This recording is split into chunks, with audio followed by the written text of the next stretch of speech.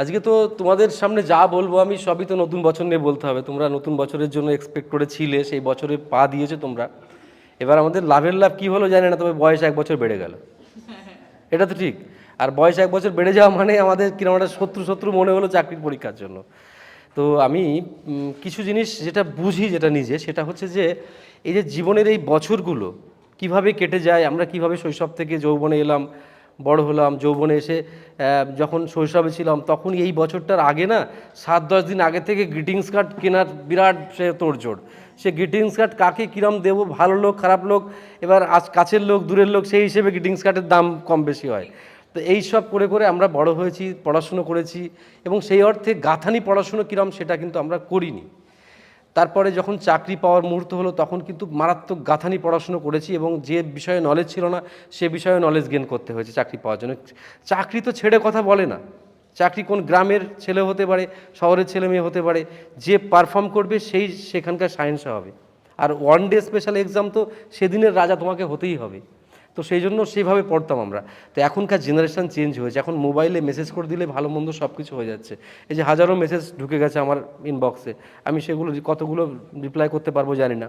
তো আমি এখানে কয়েকটা চিন্তা শক্তি, কয়েকটা চিন্তন তোমাদের কাছে দিয়ে দিতে চাই, যেটা হচ্ছে যে এই যে নতুন বছর, যে কোনো নতুন বছর পুরনো বছর আমাদের কাছে দামি কেন হয়, এই প্রশ্নটা যদি আমি করি, তার কারণ হচ্ছে যে কোনো একটা ঘটনা ঘটে যাওয়ার পরে আমরা কিন্তু কি করি, সাবধান হই, বা অ্যালার্টনেস হয়ে যায়, বা আমরা কি করি যাতে এরকম ঘটনা না ঘটে সেটা কিন্তু আমরা চিন্তা করি করি তো।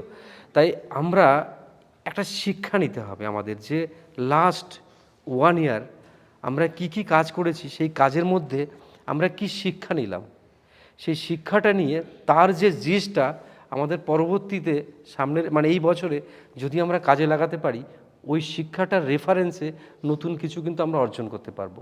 নাহলে রিপিটেডলি মানুষ কিন্তু একটা জিনিস আমি তোমাদেরকেও বলি, আমি ভুলকে ক্ষমা করি আমার যারা সঙ্গে থাকে কাজ করে, কিন্তু এই রাকেশ ভিডিও করছে ওকেও আমি বলি, দেখ ভুলকে আমি ক্ষমা করি কিন্তু রিপিটেড ভুলকে কিন্তু আমি ক্ষমা করতে পারি না।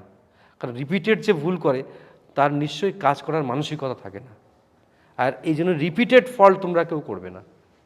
নাম্বার 1 পয়েন্ট, আমরা কেউ যারা এখানে বসে আছি রিপিটেড ফল্ট কেউ করবো না। রিপিটেড ফল্ট যদি তুমি বলো, যার এক্সাম্পল কি, মনে করো যে আমি আজকে যে কোনো একটা কাজ করলাম, কাজ করার পরে ভুল হয়ে গেল, সেই ভুল থেকে আমি শিক্ষা না নিয়ে আবার সেটা করলাম। এবার মনে করো রোজই আমি বলছি আজকে নয় কালকে থেকে পড়বো, এটা সাধারণ কথা। তো তারপরে কাল কাল কাল কাল করে পরশু হয়ে যাচ্ছে, আমরা আর পড়তে পারছি না। এরকম প্রত্যেক দিন না এখন থেকে শুরু করবো আমরা চিন্তা ভাবনাটা। ভুল বিভিন্ন রকমের হয়, কারণ কাউকে তুমি উপকার করতে গিয়ে তুমি ভুল করে ফেলেছো, কাউকে অপকার করতে গিয়ে ভুল করে ফেলেছো, কাউকে মানে রাস্তার মাঝখানে রাস্তা পার হতে গিয়ে ভুল করে ফেলেছো। এরকম ভুল তোমার হাজারো হয়। তাই আমরা এই ভুলগুলো আর করবো না সামনের বছর থেকে। আর আমরা ডেডিকেশান একটা শব্দ আছে, তোমরা জানো ডেডিকেশনের মানে কি? ডেডিকেশন যদি হয় তাহলে মনোযোগ দেওয়া, মনোসংযোগ দেওয়া, বা নিজেকে নিবেশ করা। তো এই যে চুম্বক পদার্থ আছে না, চুম্বক পদার্থ আর চুম্বক দুটো কি? চুম্বক পদার্থকেই আকর্ষণ করে। এবার চুম্বককে কি আকর্ষণ করে না করে না? করে। সমমরিক বিকর্ষণ করে, বিপরীত মেরুকে আকর্ষণ করে। তা তোমাদের যে বয়সটা, সেই বয়সটা হচ্ছে বিপরীত ধর্মের মানুষ, মানে ধর্ম বলছি, বিপরীত লিঙ্গের মানুষদের প্রতি একটা অ্যাট্রাকটিভনেস তৈরি হয়। এটা যদি আমরা মিথ্যে বলে চালিয়ে দিই তাহলে ঠিক নয়, একদম সত্যি কথা। তোমাদের এখানে অনেকেই আছে যারা তোমাদের সময় অনেকটাই নষ্ট করছো ওই আকর্ষিত ক্ষমতার জন্য। তো আমি কি আরের থেকে ভেঙে বোঝাতে চাইছি না। তো তোমরা ওই রকম কাজের জন্য আর বেশি সময় নষ্ট করো না। ওই রকম কাজ মানে তোমরা বেশি কাউকে অনর্থক টাইম দিও না। মানে কোনো একটা মেয়ের জন্য হয়তো তুমি সারাক্ষণ মেসেজ করছো, বা কোনো একটা ছেলের কাছে তুমি হয়তো মেসেজ করছো, তাহলে এরকম যদি করো তাহলে তোমার অনেক মূল্যবান টাইম তুমি নষ্ট করে ফেলবে। এবং এই দুনিয়াতে স্বার্থপরের শেষ নেই। বহু ঘটনা সিনেমা থেকে শুরু করে বাস্তব জীবনে তোমরা দেখেছো একাধিকবার, যে মানে একজনের সঙ্গে 5 বছরের রিলেশনশিপ, 6 বছরের রিলেশনশিপ, অন্য কোনো বেটার অপশন পেলে সে সঙ্গে সঙ্গে চলে যাচ্ছে। এরকম ঘটনা আকছার ঘটে। আর যাদের ঘটছে না তারা নিশ্চয়ই পাগল বা অন্য কিছু সেরকমভাবে তাদের হয়ে যাচ্ছে। তো আমি বলতে চাইছি যে ওই সব সময় এখন কিন্তু ওই সময়টাই সময় এখন, কিন্তু এখন যদি ওই বিষয়ে মনোযোগ বেশি দিয়ে দাও তাহলে আমার মনে হয় তোমার জীবনের যে কাজটা আসল উদ্দেশ্য, মানে তোমার সঙ্গে যার সঙ্গে রিলেশান অনেক কিছু বেশি, যেমন তুমি চাকরি পেলে তোমার মা বাবা, তোমার ফ্যামিলি, তোমার জীবন একটা স্ট্যান্ডার্ড জায়গায় তুমি পৌঁছতে পারবে, তাহলে সেখান থেকে স্খলিত হয়ে যাবে, তুমি বিচ্যুতি হয়ে যাবে তোমার, তার ফলে নিজের জীবনের প্রতি যে একটা ফিলিংস শেষ হয়ে যাবে লাইফ টাইম। ঠিক আছে, তাই বুঝে বুঝে করবে যা। আমি তো কিছু বারণ করতে পারি না, আমি বলতে পারি না যে রিলেশনশিপ খারাপ অমুক। একটা ছোট্ট ঘটনার মাঝে বলি, তোমরা সিংহম এগেন বলে একটা সিনেমা বেরিয়েছে, দেখেছো? দেখো নি?